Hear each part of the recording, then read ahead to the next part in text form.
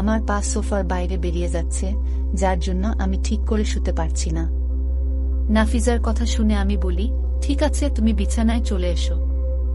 আর আমি নিজের বালিশ নিয়ে উঠে বসতে যাচ্ছিলাম, কিন্তু নাফিজা আমার হাত ধরে আটকে দেয় আর বলে, মিলন ভাই, তুমি কি সারা রাত বসে থাকবে? আমার সাথে এখানেই শুয়ে পড়ো, আমার কোনো অসুবিধা হবে না। আমার জন্য নাফিজার শরীরের দিক থেকে চোখ সরিয়ে রাখাটা ভীষণ মুশকিলের কাজ ছিল। আমি অনেক কষ্টে নিদার কথা শুনে অন্যদিকে ঘুরে শুয়ে পড়ি আর মোবাইল দেখি। আমি বুঝতে পারিনি কখন ও আর আমি ঘুমিয়ে পড়েছিলাম। আমার ঘুমানোর কিছুক্ষণ মাত্র হয়েছিল, আর হঠাৎই আমার চোখ খুলে যায় আর আমার গায়ের লোম খাড়া হয়ে যায়। আমি ভাবতেও পারিনি যে যাকে আমি একটি কম বয়সী বাচ্চা মনে করছিলাম সে তো পুরাই আগুন। প্রতি মুহূর্তে আমার মনে উত্তেজনা সৃষ্টি হচ্ছিল।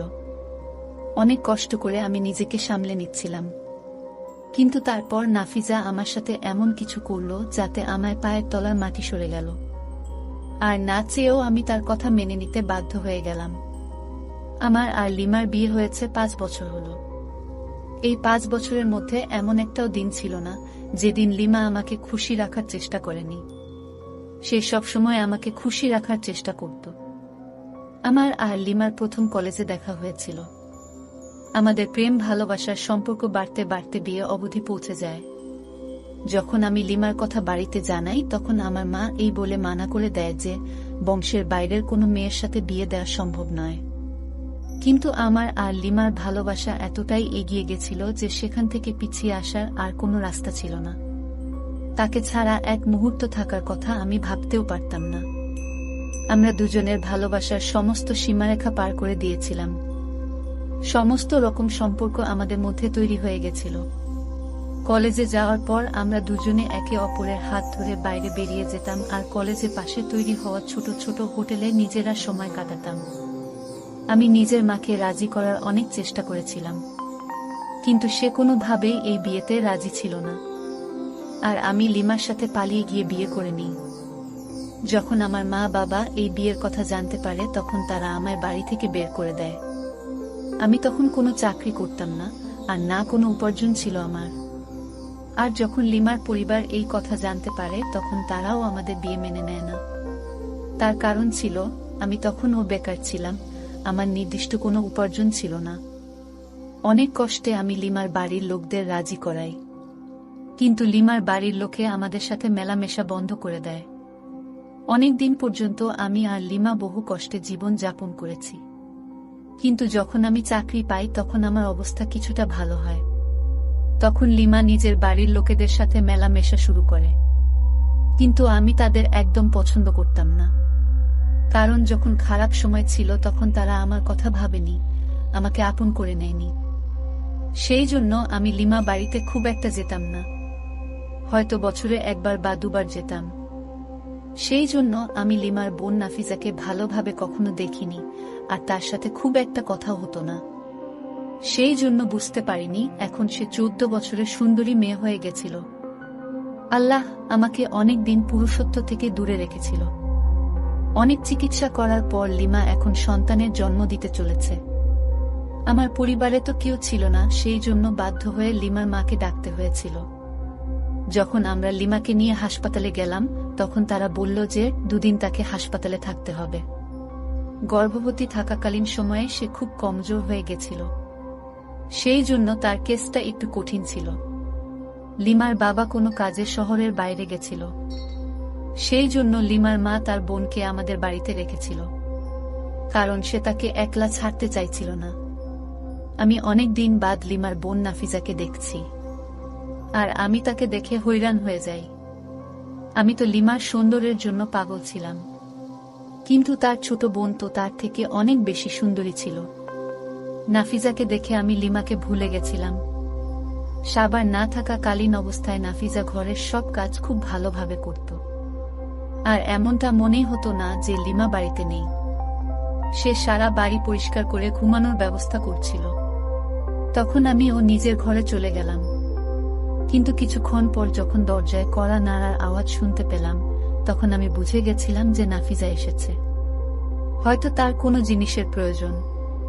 কিন্তু আমি এটা একদম জানতাম না যে নাফিজা অন্য কোনো উদ্দেশ্য নিয়ে এসেছে। প্রথমে সে সোফায় আরাম করে বসে যায় আর বলে আমার নিজেকে খুব একা একা মনে হচ্ছে, কারণ আমি এই বাড়িতে একদম নতুন। সেই জন্য আমি ভাবলাম যে আপনার ঘরে গিয়ে রাতে থাকব। আমি নাফিজাকে বললাম, যা করেছো ভালো করেছো, তুমি এখানে চলে এসে ভালোই করেছো। এটাকে তুমি নিজের বাড়ি মনে করতে পারো, তুমি এখানে নিজের মতো করে থাকতে পারো। কিন্তু নাফিজাকে এইভাবে নাইটি পরে দেখে আমার নজর বারবার তার শরীরের দিকে চলে যাচ্ছিল। সে আমার চোখের দিকে তাকিয়ে অনেক শান্তভাবে কথা বলছিল। সে খুব ধীরে ধীরে আমাকে বলছিল যে সে যখন আমাকে প্রথমবার দেখে তখনই আমাকে তার ভালো লেগে যায়। তখন সে মাত্র 9 বছরের ছিল। সে বলছিল যে আমাকে দেখে তার দিদির পছন্দের প্রশংসা করতে ইচ্ছা করছিল, আর সে অনেক খুশি ছিল এই ভেবে যে তার দিদির ভাগ্য অনেক ভালো। নাফিজা বলতে থাকে, সেই দিনের পর থেকে সে আমাকে পছন্দ করতে শুরু করে, আর সে প্রার্থনা করত যে তার জীবনে আসা মানুষটাও যেন আমার মতো হয়। নাফিজা আমার সাথে কথা বলতে বলতে নিজের নাইটির ফিতের সাথে খেলতে শুরু করে। সে বলছিল আমার সুন্দর চোখ তার সব সময় মনে থাকত। সে বলে সে অনেকবার আমার জন্য তার বাবার সাথে ঝগড়াও করেছে, কারণ সে চাইতো তার বাবা যাতে আমাকে ক্ষমা করে দেয়, তার আপন করে নেয়, কারণ সে আমাকে দ্বিতীয়বার দেখার জন্য পাগল ছিল। আমার সাথে কথা বলতে বলতে সে সোফায় শুয়ে পড়ে, আর আমি অনেক কষ্টে তার দিক থেকে চোখ সরিয়ে মোবাইল দেখতে থাকি। ঘরের পরিবেশ হঠাৎই অনেক বেশি গরম হয়ে যায়। নাফিজা একটা জ্বলন্ত আগুন ছিল, যে আমাকে ভিতর থেকে উত্তেজিত করছিল। আমি তো তাকে একটা বাচ্চা মেয়ে ভেবেছিলাম, কিন্তু তার যৌবন তো যে কাউকে পাগল করে দেবে। আমার নজর কিছুক্ষণ পর পরই নাফিজার দিকে চলে যাচ্ছিল। যখন তাকে আমি একটু অস্থির দেখি তখন তাকে জিজ্ঞাসা করি, কি হয়েছে নাফিজা? সে বলে, এই সোফাটা অনেক ছোট, তাই আমি এখানে ঠিক করে শুতে পারছি না। এই কথা শুনে আমি তাকে বলি যে তুমি বিছানায় চলে আসতে পারো, আর সোফায় আমি শুয়ে পড়ছি। সে যখন বিছানার দিকে আসতে থাকে আমি বিছানা থেকে উঠে যাই। নাফিজা তখনই আমার হাত ধরে নেয় আর বলে, মিলন ভাই, তোমার চিন্তিত হওয়ার কোনো কারণ নেই, এটা তো তোমার ঘর।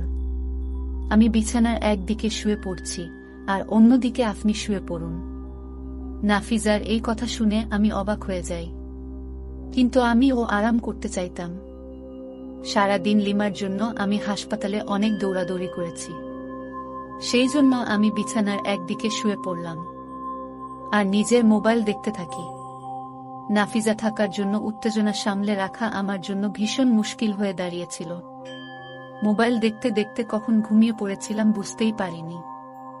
যখন আমি আমার চোখ খুলি তখন মনে হয় কেউ আমার গায়ের উপর হাত রেখে আছে।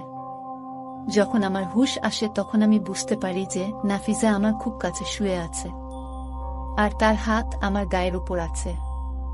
আমার বুকের মধ্যে ঝড় উঠে গেল। নাফিজা জেনে বুঝে আমার উত্তেজনাকে বাড়িয়ে দিছিল। সে তার কথায় আগেই বলেছিল যে সে আমাকে পছন্দ করে, আর রাতের অন্ধকারে সে এইভাবে আমার এত কাছে। এটা দেখে এটা তো প্রমাণিত ছিল যে তার মনে আমার জন্য অনেক কিছু আছে। আমি একটা ছেলে, অনেক চেষ্টা করার পর ও নাফিজার কাছে যাওয়া থেকে নিজেকে আটকাতে পারিনি, আর আমিও তার কাছে চলে যাই। এমন মনে হলো নাফিজা যেন এর জন্যই অপেক্ষা করছিল। নাফিজা যখনই বুঝতে পারে যে আমি তাকে সঙ্গ দেওয়ার জন্য তৈরি, তখনই সে তার উত্তেজনা আরো বাড়িয়ে দেয়। আমার যখন সমস্ত রকম সম্পর্ক তৈরি হয়ে যায়, দুজনেরই চাহিদা যখন পূর্ণ হয়ে যায়, তখন নাফিজা নিজের ফোনে আমার কয়েকটা ফটো তোলে। যখন নাফিজা আমার খুব কাছাকাছি ছিল, আমরা জামা কাপড় ছাড়াই ছিলাম। আমি নাফিজাকে বলি, এই রকম ভাবে ফোনে ফটো তোলা উচিত নয়। কিন্তু তখন নাফিজা বলে, যখন আমি তার সাথে থাকবো না তখন সে এই ফটোগুলো দেখে নিজেকে সান্ত্বনা দেবে। আমি তার একটা সৌন্দর্যে পাগল হয়ে গেছিলাম। সে তার সমস্ত যৌবন আমাকে দিয়ে দিয়েছিল। তার নরম গোলাপের মতো শরীর আমাকে পাগল করে দিয়েছিল। আর আমি এটাও ভুলে গেছিলাম যে আমার বউ হাসপাতালে আছে, আর সে যে কোনো সময় আমার সন্তানের জন্ম দিতে পারে। কিন্তু আমি কি করে জানতাম যে এটা আমার বরবাদ হবার শুরু ছিল? যখনই আমি হাসপাতালের জন্য রওনা দিই তখনই নাফিজা আমাকে ডাকে আর আমাকে জড়িয়ে ধরে মুচু দিয়ে বলে, আমাকে কিছু টাকা দাও, আমি বাজারে যাব। নাফিজার কথা শুনে আমি তাকে 1000 টাকার 5টা নোট দিই। আর আমার কাছ থেকে টাকা পেয়ে সে ভীষণ খুশি ছিল। আমি তার ঠোঁটে একটা মুচু দিয়ে হাসপাতালের জন্য রওনা দিই। আমি সারা রাস্তায় অনেক খুশি ছিলাম। যখন আমি হাসপাতালে পৌঁছাই তখন আমার বউয়ের অবস্থা খুব খারাপ ছিল। ডাক্তার বলে সে মৃত্যুর সাথে লড়াই করছে, যে কোনো সময় যা কিছু হয়ে যেতে পারে। লিমার মা ও অনেক বেশি চিন্তিত ছিল। এই কথা শুনে আমিও চিন্তিত হয়ে পড়ি। সারাদিন আমি লিমার সাথে ছিলাম, কিন্তু লিমার শারীরিক অবস্থার কোনো উন্নতি হয় না। ডাক্তার বলে আরও কিছুদিন লিমাকে হাসপাতালে রাখতে হবে। এই কথা শুনে আমি কেমন জানি একটা শান্তি অনুভব করি। যতদিন লিমা হাসপাতালে থাকবে ততদিন আমি নাফিজার সাথে সময় কাটাতে পারব। আমি ডাক্তারকে বললাম, দেখো যেন আমার সন্তানের কিছু না হয়। ডাক্তার আমাকে আশ্বাস দেন। রাত পর্যন্ত আমি হাসপাতালে থাকি। রাতের সময় আমি লিমার মাকে বলি যে নাফিজা বাড়িতে একা আছে, আমার বাড়ি চলে যাওয়া উচিত, কারণ হাসপাতালে লিমার সাথে একজন মহিলাই থাকতে পারবে। সেই জন্য লিমার মায়ের থাকাটা দরকার ছিল। আমি যখন হাসপাতাল থেকে বাড়ি ফিরি তখন নাফিজা অনেক খুশি ছিল। সে অনেক শাড়ি কিনেছিল আর একটা শাড়ি পরে পরে আমাকে দেখাচ্ছিল। সে আমাকে দেখে একটু লজ্জা পাচ্ছিল না। সে খুব সহজেই আমার সামনে কোনো ওড়না ছাড়াই ঘুরে বেড়াচ্ছিল। তার জামা শরীরে এতটাই ফিটিং ছিল যে তার প্রতিটা অঙ্গ বোঝা যাচ্ছিল। সে যখনই আমার কাছে আসতো তখন আমি সব হুঁশ হারিয়ে ফেলতাম। হঠাৎ সে আমাকে জিজ্ঞাসা করে, আমি কি দিদির আলমারি খুলতে পারি? আমি বলি, এটা জিজ্ঞাসা করার কি আছে, তোমার দিদিরই তো আলমারি। তখন সে বলে, তাহলে আমাকে চাবি দাও। আমি তাকে চাবি দিই আর সে আলমারির সব জিনিস দেখতে থাকে। আর যে সমস্ত কাপড় লিমা রাতে পরত সেগুলো বের করে আমাকে দেখাতে থাকে আর জিজ্ঞাসা করে, এর মধ্যে কোনটা তোমার পছন্দ? আমি একটা ছোট নীল রঙের নাইটি দেখাই আর বলি, এটা লিমাকে খুব মানায়। এটা শুনে নাফিজা সেই নীল রঙের নাইটি নিয়ে ঘরে চলে যায়। আর অনেকক্ষণ পর যখন সে ফিরে আসে তখন আমি তাকে দেখে অবাক হয়ে যাই, কারণ লিমার নাইটি পরে তাকে লিমার থেকেও বেশি সুন্দরী দেখাচ্ছিল। হঠাৎ সে আমার সামনে এসে হেসে আমাকে জিজ্ঞাসা করে, এই নাইটি পরে কাকে বেশি সুন্দর লাগে, আমাকে না দিদিকে? এটা শুনেই আমি তাকে জড়িয়ে ধরি আর ভালোবেসে বলি, এই নাইটিতে তোমাকে লিমার থেকেও অনেক বেশি সুন্দরী লাগছে। আমি তার হাতে থাকা ফোন পাশে রেখে দিই আর তাকে ভালোবাসতে শুরু করি। তাকে সেই নাইটিতে দেখে আমি কোনোভাবেই আর নিজেকে আটকাতে পারি না। আমি ভাবতেও পারছিলাম না যে 14 বছরের একটা মেয়ে এত সুন্দরী আর যুবতী কি করে হতে পারে। কিন্তু নাফিজা আমার ভাবনার থেকেও বেশি সুন্দরী ছিল, আর আমি প্রতিটা মুহূর্তে তার জন্য উত্তেজিত হতে থাকি। সারা রাত এইভাবে কাটার পর সকালে যখন আমি হাসপাতালে পৌঁছাই তখন জানতে পারি যে আমার বউ একটা মৃত সন্তানের জন্ম দিয়েছে। এটা শুনে আমার অবস্থা খারাপ হয়ে যায়। আমার বউয়ের অবস্থা অনেক বেশি খারাপ ছিল। ডাক্তার তাকে ভালো করার সমস্ত রকম চেষ্টা করছিল। সন্ধ্যার দিকে সে যখন একটু ভালো হয় ডাক্তার তখন তাকে হাসপাতাল থেকে ছুটি দিয়ে দেয়। আমি খুব সাবধানে লিমাকে নিয়ে বাড়ি চলে আসি। লিমাকে দেখে নাফিজার মুখের রং ফিকে হয়ে যায়। সে অদ্ভুতভাবে লিমাকে দেখছিল আর একটা সময় সে ঘর থেকে বেরিয়ে যায়। আমি লিমাকে ধীরে ধীরে নিয়ে গিয়ে বিছানায় শুইয়ে দিই। লিমার মা আমাকে তার ওষুধের ব্যাপারে বোঝাচ্ছিল। আমি আর মা বারান্দায় গিয়ে বসি এবং লিমার মায়ের কথা শুনছিলাম। তখনই আমি নাফিজাকে লিমার ঘরে যেতে দেখি। আমি একটু ভয় পেয়ে যাই, তবে আমি জানতাম যে নাফিজা লিমাকে এমন কিছুই বলবে না। কিছুক্ষণ পর নাফিজা ঘর থেকে বেরিয়ে আসে আর নিজের মাকে বলে, চলো মা, এবার আমরা বাড়ি ফিরে যাই। আর তারা নিজেদের বাড়ি ফিরে যায়। আমি একবার নাফিজার দিকে তাকালাম যখন সে চলে যাচ্ছিল, কারণ আমি জানতাম আজকের পর থেকে আমাদের দেখা করা অনেকটা কঠিন হয়ে যাবে। কিছুক্ষণ পর আমি দুধের গ্লাস নিয়ে আমার ঘরে গেলাম। তখন দেখি লিমা চুপ করে বসেছিল।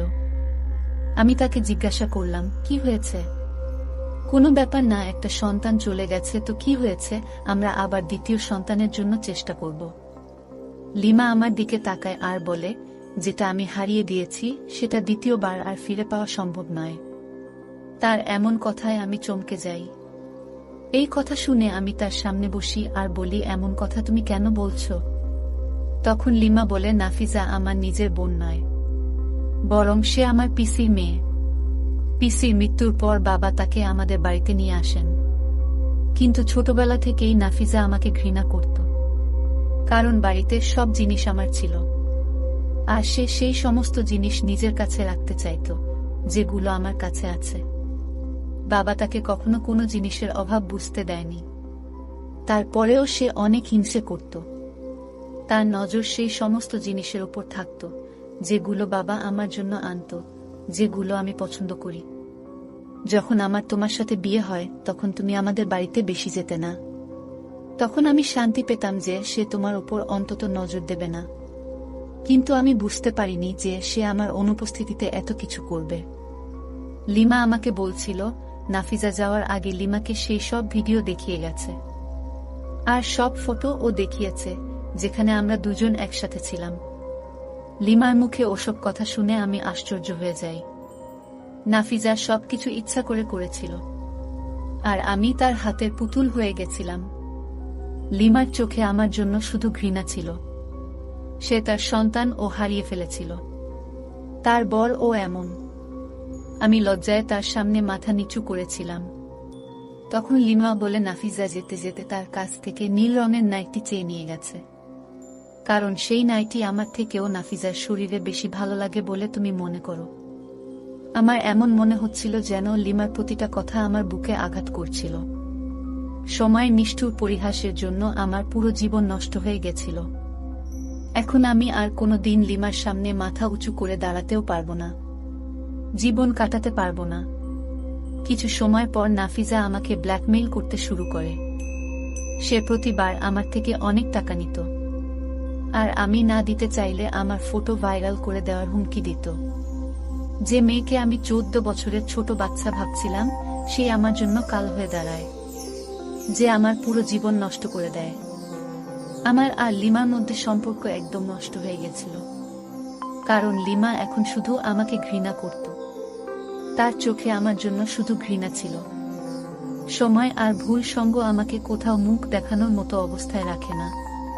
তাই বন্ধুরা, তোমাদের একটাই কথা বলতে চাইব, তোমরা কখনোই এই রকম প্রলোভনে পা দিয়ে সামান্য সময়ের সুখের জন্য নিজেদের জীবন নষ্ট করো না। তো বন্ধুরা, আজকে এই পর্যন্তই। ভিডিওটি দেখার পর যদি তোমাদের ভালো লাগে তাহলে অবশ্যই একটি লাইক করবেন এবং কমেন্ট করে তোমাদের মতামত জানাবেন।